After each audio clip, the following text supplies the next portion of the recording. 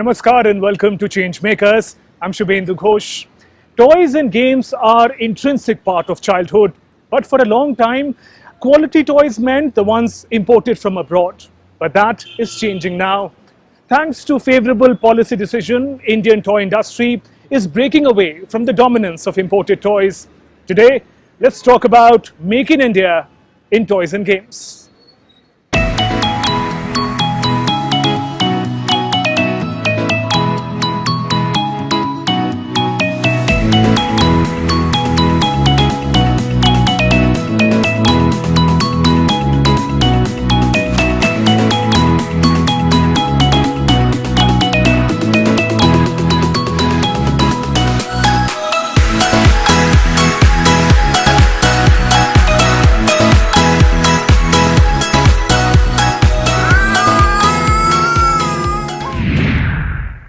For many of us, toys and games defined our childhood, our first memory of engaging with the world around us.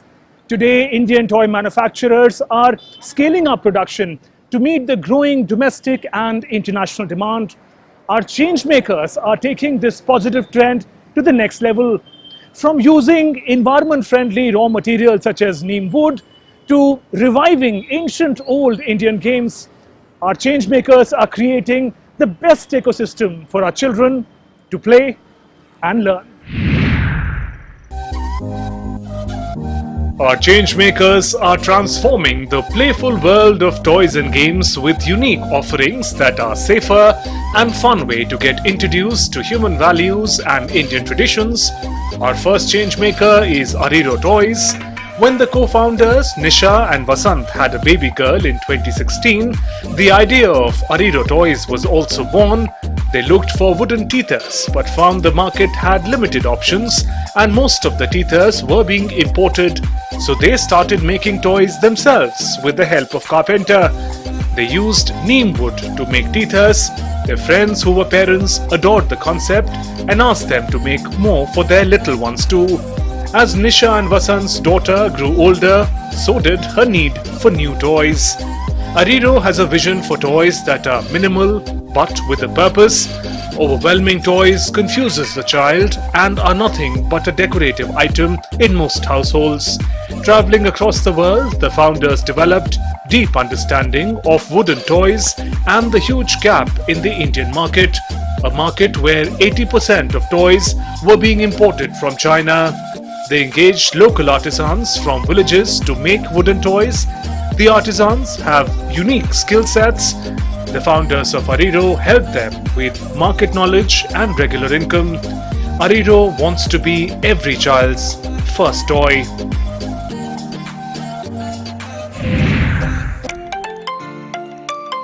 Our next changemaker is Toying. Founded by Karthik Talwar and Simon Jacob in 2016, Toying presents a series of thoughtfully designed toys, games content to help parents develop emotional intelligence in kids in a fun way without preaching. Toying toys in playful manner address behavioral issues in kids like low attention spans, reluctance to eat, anger issues, showing empathy, interacting with strangers and others. The products by the startups such as board games, outdoor toys, craft kits and party games are designed based on collaboration, Indianness and innovation. The toys and games are designed to help develop social and emotional intelligence in kids through play. For example, a rock art game encourages children to paint a rock with a kind message for someone to find. Anger Slayer teaches healthy mechanism to deal with anger. Initial years by Team Toying was spent on research design and testing the products with teachers, psychologists and parents. Today, Toying has a unique and comprehensive range of emotional intelligence toys and games. Our third changemaker is Krita Games. Krita means play in Sanskrit. Krita is an organization working to research and revive the rich culture of traditional games of India. Based in Chennai, Krita was founded by Vinita Siddhartha in 2002. 2 decades later, Krita is a vibrant brand focusing on delivering the best of Indian traditional games and games designed to be global in quality and Indian in spirit. Colorful handcrafted game pieces and throw pieces, exquisitely screen-printed canvas boards and other accessories beautifully capture the essence of traditional games. The team at Krita works tirelessly to research and test every game before it goes into the market. Games are carefully captured and documented by tapping into the memories of senior citizens and elders who are storehouses of our nation's culture. Ancient games carved on floors of temples and monuments are documented and studied, surveyed to piece together the rules of play. Krita uses these traditional games as means for learning and development and is fun for everyone from school students to corporate professionals. What an amazing world of toys and games, isn't it? Time now to meet our changemakers and learn more about their work, vision, and toys. Let me welcome Vasant Tamilaselvan, founder, Ariro Toys, Karthik Talwar, founder, Toying, and Vinita Siddhartha, founder, Krita Games. We saw your inspiring work in the world of toys and games. Warm welcome to Changemakers. First, I'd like to learn from you, how do you see the trend of growing demand and interest in Made in India toys and games? What are the factors driving this trend? What is the role of policy reforms, out-of-the-box thinking by entrepreneurs? What would you say? Vinita ma'am, if I can come to you first. I think it's part of a growing trend where Indians feel more confident in who they are, a lot more pride in who they are, where they come from. And it's not just the toy industry, you see it in the textile industry, you see it in the kind of holidays people are taking, going to places in India. You see it in the kind of tourism that's happening. You see it in the craft. There's so much more pride in who we are as Indians. And I think many factors have contributed to this. Our movies have been accepted worldwide, our music, A.R. Rahman, so many things. And I think this growing trend has had its impact on across industries. And I think that's one of the key reasons the toy industry is also seeing an uptake. And there's suddenly this realization, I think also that it's not just about using toys that are generic. It's no longer a one-size-fits-all necessarily. I want something that's unique to my culture for my children to play with. Or, either it could be the game or the material, which I feel is rooted in my own tradition. And parallelly, I think non-Indians are looking to India more, looking to India to see what we have to offer. More people are looking. I mean, it was always, the Ravi Shankars and the yogis, but now I think people are more aware that India has a lot more to offer than just Bollywood. I mean, there's toys, there's textiles, there's food, so this growing uptake in confidence with Indians and regard and respect for India, I think, is what has contributed to this greatly. Right. Vasant, if I can come to you, how do you interpret this growing interest, demand for toys, games made in India? So pre-COVID, right, like we had more than 90% of the toys being imported from various other countries. With the right intervention of the government policies like 200% cap on the duty and BIS in place, we have uptick. And as what I'm seeing is, as IT and pharma put India on the map, world map, toy will be the next industry to do that. And something like green revolution. Right now, we are in the toy revolution. Good that we are all startups or legacy brands. Everybody is in the right time at the right place. That's how we look at it, and that's the hope we have. Right. Karthik, how do you see this trend, the manner in which you've engaged with it, the manner in which your startup has benefited from it? Vinita ma'am and Vasant already spoke about two critical aspects which have kind of spurned this entire trend. One is the fact that there is a growing sense of pride and demand for anything Indian, especially toys, and that's kind of extended to textiles, etc. as well. And the fact that the policy changes have kind of come in at the right time, especially during the COVID period, which was kind of a very hard period for the entire industry. And I think the third aspect, which has kind of also helped a lot, is availability. There are people outside the metros also who are looking at a different experience, a new kind of toy for their child, because the understanding has kind of permeated beyond just the metros. And brands like Amazon, Delivery, even Swiggy for that matter, which is now allowing startups to kind of leverage on their delivery network using something called Swiggy Mini. This has helped us in a long way as well. I mean, if you look at our overall product mix sometime in 2018 or even pre-COVID, we were largely a metro brand or maybe a metro plus Bangalore, Hyderabad kind of a brand. But now that shift is there to almost a 50-50 split, where almost 50% of the offtake is in the smaller cities like Aurangabad, like a Hubli, even places in the Northeast, they've kind of now started growing. So that trend is definitely there, where even I'd say the semi-urban India is also now kind of looking out for these different experiences. That aspiration has now permeated beyond just the metros. Right. Let's now talk about your individual enterprises. If we first talk about Ariro Toys, Vasant, if I can come to you, it's beautiful how your journey into the world of toys started with your daughter. But what attracted you to wooden toys? It's interesting because they're also part of our traditions. We've seen wooden toys in the past. Tell us about your story. So you rightly pointed out, we started because of my daughter. And my wife was a Montessori teacher, and she just designed two toys, and we wanted to identify safe materials, where infants tend to put each and everything into their mouth. So immediately which popped up was wood, and neem wood specifically, because our ancestors used to brush our teeth, and it has an innate nature of antibacterial and antifungal. So we chose neem wood as a primary material. That's how Ariro was born. Even today, neem wood is being the primary materials for the smaller toys wherever people put, the toys into the mouth. We are focusing on early childhood, that is 0 to 3 years, because 80% of the brain development happens during this period. So we primarily focus on those aspects.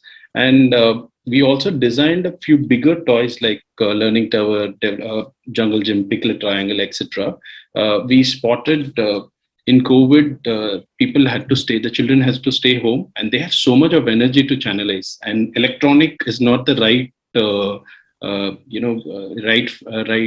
equipment for this age. So we designed consciously these toys to channelize their energy, meanwhile creating purposeful play for them.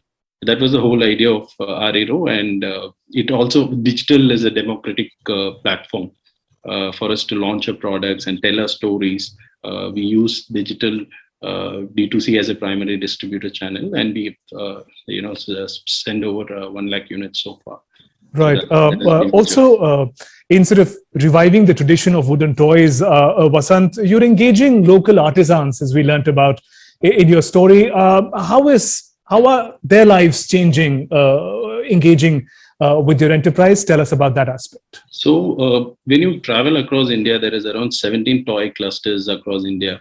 And there's kind of skills these guys, as a part of our exercise, we have traveled over the globe.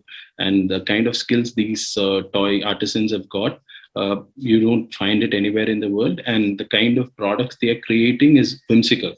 But only problem we saw is connecting them to the modern designs, and the innovations had to be brought in, and the distribution channel has to be brought in. So that way we are the bridge now. And right now we have over 90 artisans across the country we are working. And very soon we have identified 1,000 other artisans. Soon, 3 years down the line, we will be onboarding them as well.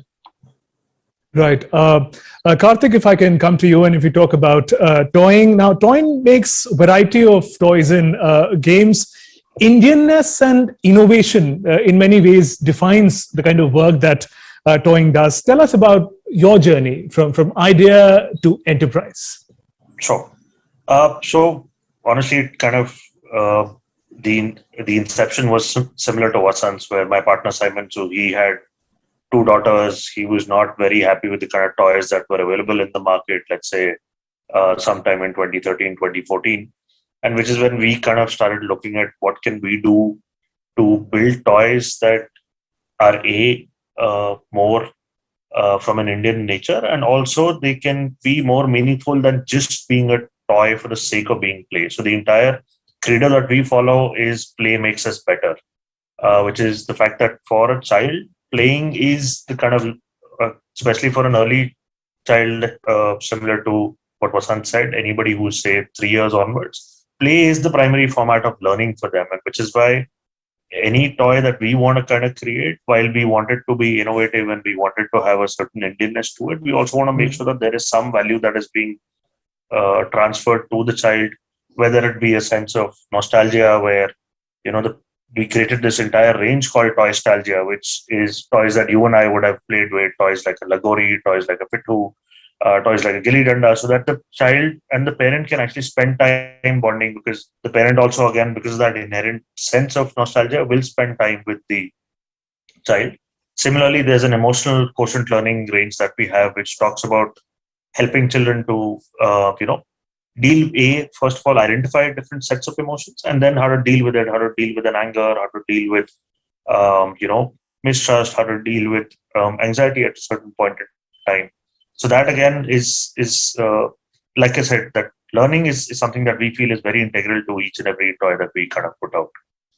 Right. A little more on that aspect, Karthik, developing social, emotional intelligence. If you could also, with the help of an example of one of the toys games that you make, help us understand how the child is also learning and developing while playing with the toys. Correct. So I'll give you an example of two of our best-selling toys in that range. So one is called Anger Slayer. So if you look at the overall anger spectrum, or if you look at the overall emotional spectrum, there are 9 core emotions, which then translate into 18 sub-emotions, and which can then translate into a further 27 sub-emotions. So anger per se, while it is a core emotion, there are different degrees of anger. And the Anger Slayer is actually structured as a board game where the child is given different instances, and he then has to kind of understand that based on this instance, what degree of anger am I going to display here? Because for a child who's at an early age, especially a child who's not had too much of peer contact, especially during COVID, their anger modulation is at times, something that needs to be worked on, right? They're not able to decide or to be able to understand what level of anger or discontent do I show in a particular situation. So that's how the board game works. It provides them with multiple situations. So it allows them to figure out how do I respond to this situation. And it also helps them in exploring different calming techniques. So things like stand on one leg and breathe. Now, this is a very simple yoga technique, but for the child, it's an interesting activity to do. So this is one coping mechanism that they're taught as a part of that board game. Similarly, there are multiple coping mechanisms so that they can understand, what is this emotion that I'm feeling? And then how do I kind of deal with it? So this is one example called Anger Slayer. There's another board game called Snakes and Manners, which is similar to Snakes and Ladders, but here it kind of reinforces good manners versus bad habits, again, via play. Right, that's amazing. Vinitha, if we can talk about Krita Games, it's really fascinating how Krita Games is born out of years of research into ancient traditional Indian games. But what did it mean for you to sort of rediscover them for the 21st century? So I think to me, and much like the others on the panel, it started with my children. Except it was not just my children, it was my grandmother as well. And it was 2 generations separated by 80 years. And my granny did all my babysitting while I worked. And I found that when she started teaching the children the old games, they were having a jolly good time at her place. So it just became a way of bonding with my grandmother. It started off me understanding more games, talking to people. I would go tell her, so and so told me about this game. She'll say, oh, yeah, I've forgotten that. And it went on from there. I'm basically a journalist by profession, and my curiosity got piqued. And the fact that people were forgetting, my granny had forgotten many of the games.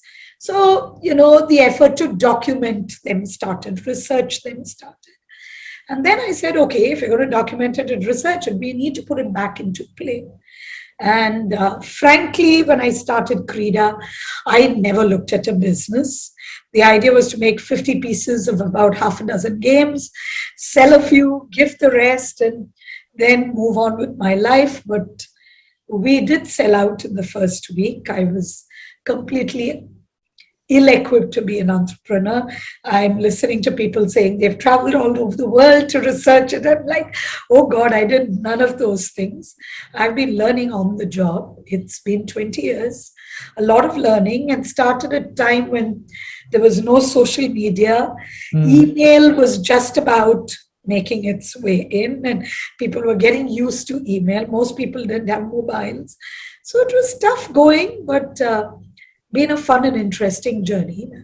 Right. And part of your research, we learned, Krita talks about games that have been carved on the floors of temples, monuments, and your research also helps you sort of extract meanings from those games.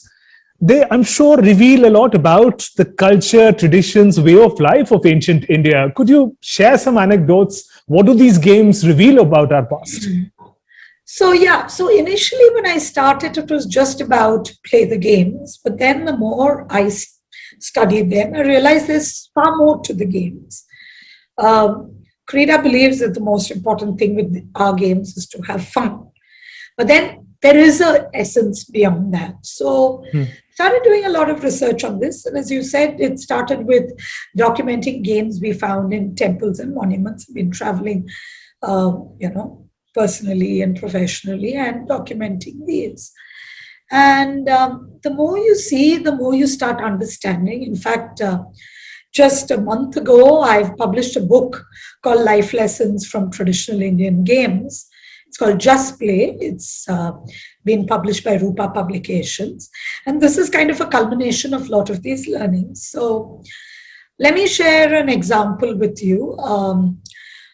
There's a game called the Tiger and Goat game, which is played pretty much in different versions across India.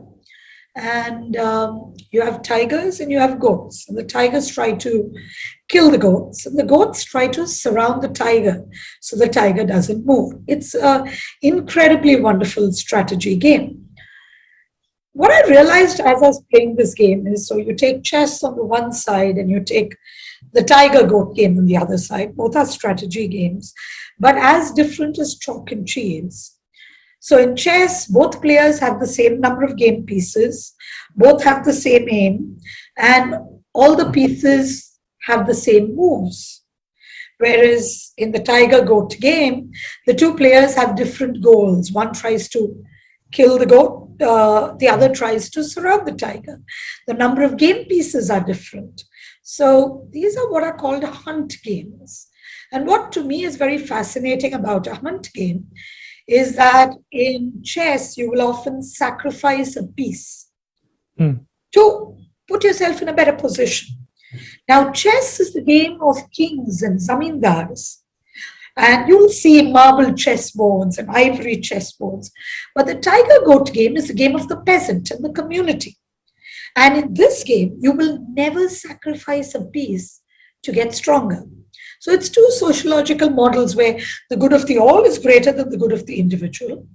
And on the other side, every member of the community needs to be protected in order to win. So these are the kinds of things that I was able to extract. And this is a lot of the work that we're doing now. Right. That's some amazing insights. Also, Vinita, the games that you've sort of rediscovered are not just games an end in itself, but also a means of a lot of learning, whether it's subjects like mathematics or leadership skills. Tell us about that aspect. I mean, the children, young people, people of all age groups engaging in these games, what have they got to learn from it? See, I think to me, what is fascinating about traditional games is people played across the board. I mean, everyone played, and they're so elemental, anyone can play. I just told you I came back from the park, and there we had a lady, an old lady who had come to the park for a walk, and this little boy who, obviously not very well off, raggedy shoes. The lady looks very sophisticated, very, very smart pair of, workout pants. And they're sitting down and she's teaching this young boy how to play. And to me, this is the best part of the game. Everyone plays. Age, language, background, socioeconomic status. Nothing matters. You can all play. So we've always played across the board. I've always said Krita was never just for kids. It was for all ages.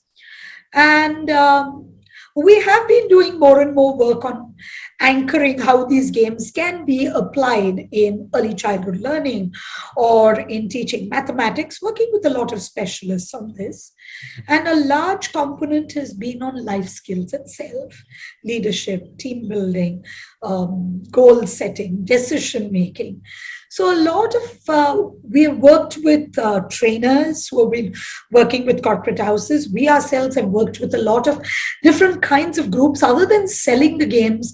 Because the thing with Krita is we started at a time when there was no social media. So a lot of awareness had to be built. So we got into this model of conducting events. And we've done all kinds of events. We worked with schools, we worked with old age homes, we worked with corporate houses. And through these events, we have tried to apply these core principles and understand how best it works in these various spaces. And that's been a very exciting journey. Right. On that note, thank you very much, Vinita, Karthik, Vasant, for joining us on Changemakers, sharing your stories. Our best wishes to your respective teams. It was great engaging with our Changemakers. Our childhood defines our world. How we play, what we play with, to a great extent, determines the kind of adults we grow up to become.